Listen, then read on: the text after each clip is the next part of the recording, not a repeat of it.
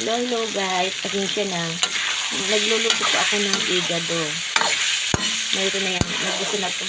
Bukas na nakalimutan yung hindi i-on ng aking pag-video.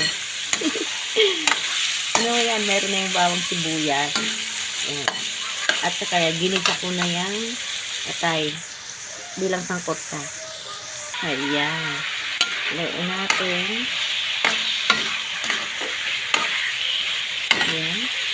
Lagyan natin ng konting toyo. At ito ay ayan, paminta. Lagyan natin magluto ng igado. Ayan, medyo ano na siya. Ilagay na natin itong ayan, sitaw. Ayan na lang kung magluto ng igado.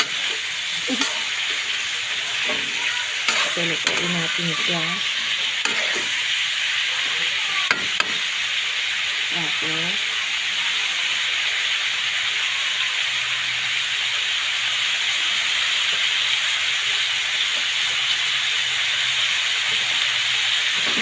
ilagay na rin natin yung sili.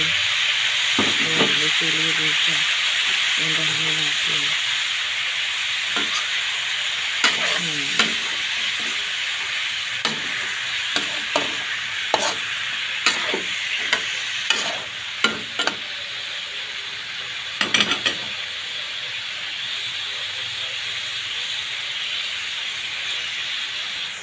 Nagagala. Ayan. Ang igado. Ayan po siya. Ayan na guys. Malapit ko siya maluto. Nagyan ko siya ng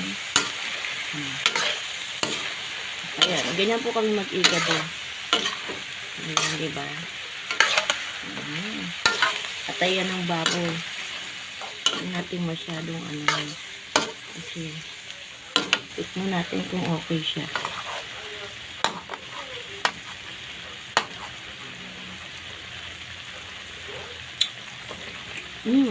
Sarap. Yan guys.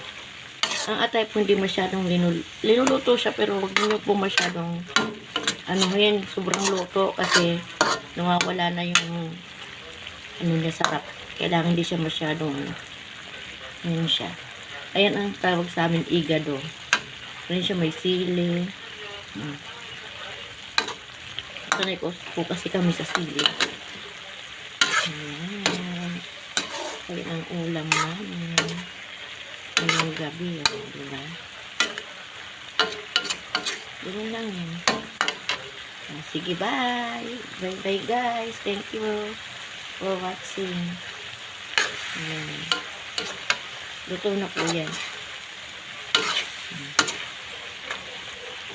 Ang sarap yun. Hanghang po. Sige guys. Bye-bye.